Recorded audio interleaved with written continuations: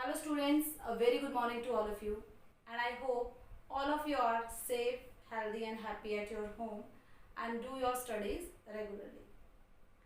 Students, before starting the class, I want to say something about a characteristic of good student. According to the Dr. APJ Abdul Kalam, one of the most important characteristic of a good student is ask question. Means question जो ask करते हैं students वो एक अच्छे student की characteristic है. Because आज की जो एजुकेशन है वो चाइल्ड सेंटर है, तो उसमें टीचर्स का रोल एक्टिव नहीं होना चाहिए बल्कि एक्टिव रोल स्टूडेंट्स का भी होना चाहिए. टीचर बोलते जा रहे हैं, स्टूडेंट बैठे हुए हैं, तो वहां पर स्टूडेंट का रोल पैसिव है, यहाँ पर एक्टिव टीचर है. बट अगर टीचर भी समझा रहे हैं, डिक्टेट कर रहे हैं, स्टूडेंट भी क्वेश्चन आस्क कर रहे हैं, इट मीन्स वहां पर लर्निंग हो रही है and students are trying to understand. बच्चे समझना चाह रहे हैं कि टीचर क्या कह रहे हैं. क्यों आपको अपने डाउट्स हैं वो क्लियर करने चाहिए टीचर से, तभी आपको कॉन्सेप्ट है वो क्लियर हो. Okay, let's start our today's class. We will continue again the human settlement chapter. Revise the further topics of human settlement and today we will discuss about the lesson 10, that is the part first. Part first में जो 10 chapter है उसको हम आज discuss कर रहे हैं. Yesterday we read about the urbanization. Urbanization क्या होता है कि जो रूरल पॉपुलेशन है वो धीरे धीरे अर्बन पॉपुलेशन में कन्वर्ट होती है, माइग्रेट होती है, जिसे अर्बनाइजेशन कहा जाता है. कल हमने प्लान सिटी के बारे में भी पढ़ा था कि बहुत सोच समझकर प्लानिंग से जो सिटीज डेवलप करी जाती है, that are called the plan cities. So here we read about the two plan cities. First one is Addis Ababa. Addis Ababa is the capital of Ethiopia. Atlantic Ocean में island country है Ethiopia. Ethiopia एक island country है North America में and इसकी capital है Addis अबाबा, जो कि establish हुई थी 1878 में. ये एक प्री प्लान सिटी है जिसको प्लानिंग के बाद में डेवलप करा गया था. एंड अदीस अबाबा का मीन्स है न्यू फ्लावर, नवीन पुष्प. हिंदी में नवीन पुष्प कहा जाता है, इसके लिए यूज किया जाता है, एंड इंग्लिश में न्यू फ्लावर. ये एक माउंटेन वैली में स्टैब्लिश है. माउंटेन है, उनके बीच में जो वैली है वहां पर ये बना हुआ है अदीस अबाबा. यहाँ पर ऐसा नहीं कि माउंटेन रीजन है तो यहाँ पर फैसिलिटीज नहीं है. यहाँ पर एडमिनिस्ट्रेटिव ऑफिस है, बिजनेस सेंटर है, मार्केट है, एजुकेशन, हेल्थ फैसिलिटीज, मतलब एक सिटी में जो सारी चीजें होती है वो यहाँ पर है. जस्ट बिकॉज अदीस अबाबा कैपिटल है इथियोपिया की, तो एडमिनिस्ट्रेटिव जितने भी ऑफिसेज हैं, प्रशासनिक कार्यालय, वो यहाँ पर है. बाकी सारी फैसिलिटीज, एजुकेशन है, यूनिवर्सिटीज है, colleges, schools and health facilities, hospital, सब यहाँ पर है.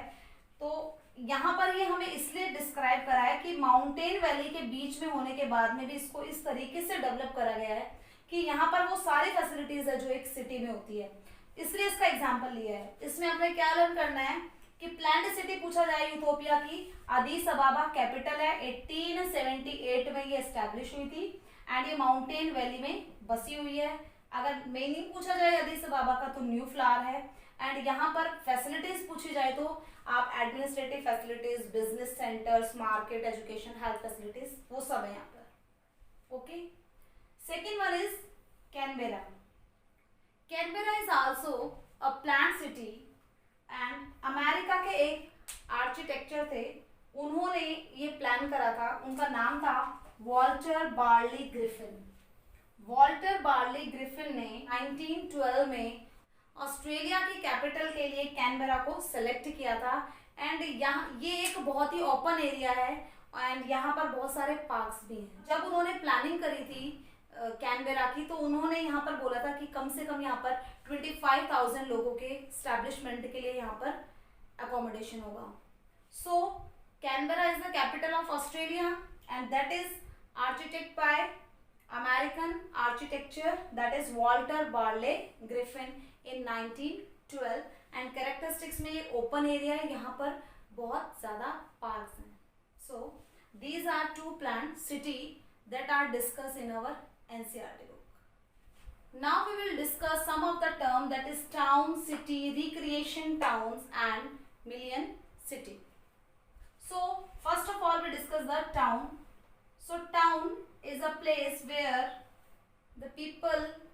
स्पेशल फैसिलिटीज, जहां पर लोगों को कुछ स्पेशल फैसिलिटीज दी जाती है।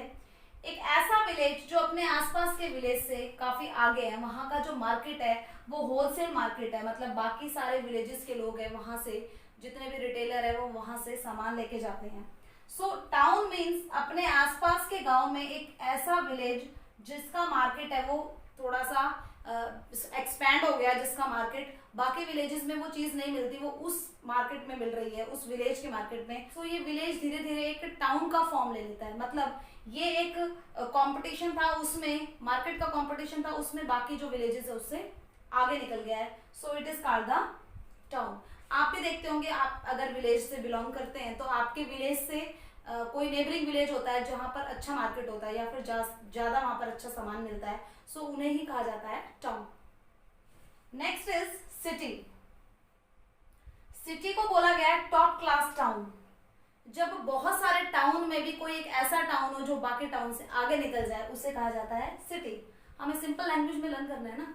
विलेजेस की रेस हो रही है, उसमें कोई विलेज आगे निकल गया है, यहाँ पर race in the sense competition हो रहा है। सो वेल एस्टैब्लिश मार्केट किसका हो गया है? एक विलेज का, तो वो टाउन बन गया। अब जब टाउन है, यहाँ पर एक टाउन है, इन विलेजेस के पास में एक टाउन है, अब इनमें से भी अगर कोई टाउन है एक बिगर फॉर्म ले ले, टॉप क्लास का वो बन जाए, जो साइड के जो टाउन है उनसे आगे निकल जाए, तो वो धीरे धीरे बन जाता है सिटी। सो लेविस मैमफोर्ड ने सिटी की डेफिनेशन दी है, एनसीईआरटी बुक में है, so we have to revise. या तो डेफिनेशन पूछी जा सकती है, डेफिनेशन लिख के ये पूछा जा सकता है कि किसने बोला है। सो लेविस मैमफोर्ड ने क्या कहा है सिटी के बारे में कि हाई एंड कॉम्प्लेक्स लिविंग होती है। यहाँ पर जो लोग रहते हैं उनके जो रहने का तरीका है वो हाई लेवल का एंड कॉम्प्लेक्स होता है, और ये टाउन से बड़े होते हैं। जो सिटीज है वो टाउन से बड़ी है, ओके। एंड यहाँ पर डिफरेंट फैसिलिटीज, मैमफोर्ड ने 3 फैसिलिटीज के बारे में यहाँ पर बताया है। दैट इज ट्रांसपोर्ट की फैसिलिटीज होती है, एडमिनिस्ट्रेटिव ऑफिसेज होते हैं यहाँ पर, and finance centre. Finance centre का मतलब यहाँ पर पैसे वाले लोग हैं जो फाइनेंस करेंगे, जो पैसा लगाएंगे, चाहे इंडस्ट्री एस्टेब्लिश करे, चाहे वो मार्केट में पैसा लगाए, चाहे वो मार्केट में शॉप है उनको बड़ा करे, चाहे मॉल बनाए, सो उन्हें ही कहा जाता है finance centre. So these are the characteristic of city. Next, recreation towns. Recreation town means the place which is away from the crowded city. Suppose कोई सिटी है वो बहुत ज्यादा क्राउडेड हो गई है, यहाँ पर जो अकोमोडेशन के प्लेसेस हैं वो बहुत ज्यादा कंजेस्टेड है। सो उसके पास में कोई सोसाइटी एस्टैब्लिश हो गई है जहां पर पार्क है एंड जहां पर बहुत ही ओपन स्पेस है।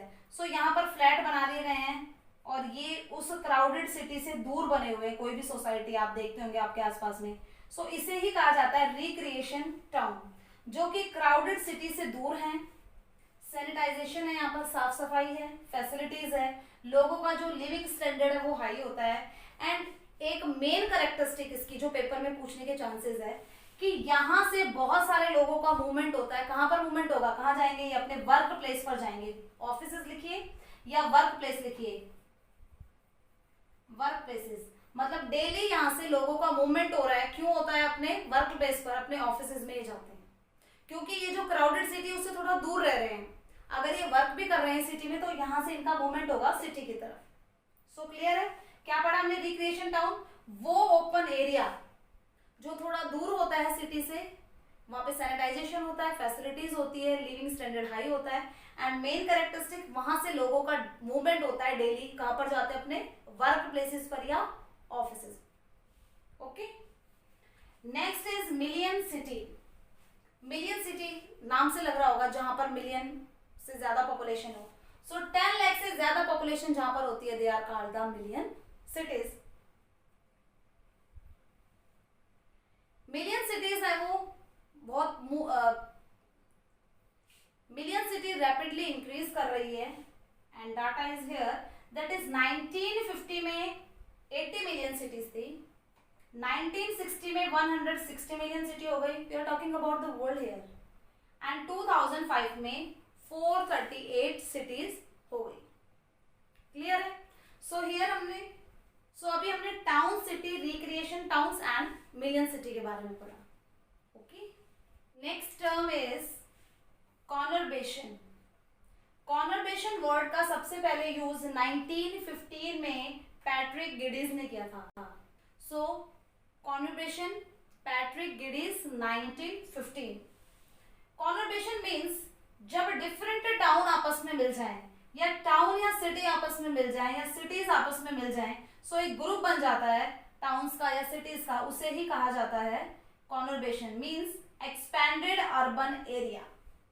सो आप ये भी लिख सकते हैं expanded urban area, and you have also write कि सिटी जब आपस में मिल जाए, दो सिटीज या दो टाउन या सिटी आपस में मिल जाए, उन्हें कॉन्वर्बेशन कहा जाता है।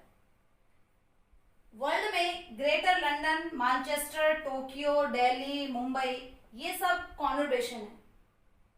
जैसे अगर मैं दिल्ली का एग्जांपल आपको बताऊं, आपको पहले भी बताया गया है, दिल्ली के पास में गाजियाबाद, फरीदाबाद, गुरुग्राम, तो ये जो सिटीज हैं ये दिल्ली से जुड़ गई हैं, इन्हें ही कॉन्वर्बेशन कहा जाता है। Next is union of conurbations. जब कॉन्वर्बेशन, बहुत सारे कॉन्वर्बेशन आपस में इकट्ठे हो जाएं, तो पूरा एक लार्ज एरिया आपको देखने को मिलेगा कि अर्बन सेंटर है, एक पर्टिकुलर टेरिटरी से लेकर के और बहुत लॉन्ग एरिया तक, लॉन्ग डिस्टेंस तक वो अर्बन रीजन देखने को मिलेगा, उसे ही क्या कहा जाता है, यूनियन ऑफ कॉन्वर्बेशन। अब ग्रीक वर्ड है एक मेगलापोलिस। मेगलापोलिस है मीन्स ग्रेट सिटी। कॉन्वर्बेशन के बाद में जो नेक्स्ट टर्म आती है वो यूनियन ऑफ कॉन्वर्बेशन है, एंड यूनियन ऑफ कॉन्वर्बेशन है, ये कहां से बना है, ग्रीक वर्ड था मेगलापोलिस। मेगलापोलिस मतलब ग्रेट सिटी, यानी क्लस्टर ऑफ कॉन्वर्बेशन। कॉन्वर्बेशन का जब एक ग्रुप बन जाए पूरा, जैसे कि यूएसए का एग्जांपल लिया है, बॉस्टन से लेकर वॉशिंगटन का जो एरिया है वो सारा का सारा अर्बन एरिया है, so that is called the union of कॉन्वर्बेशन।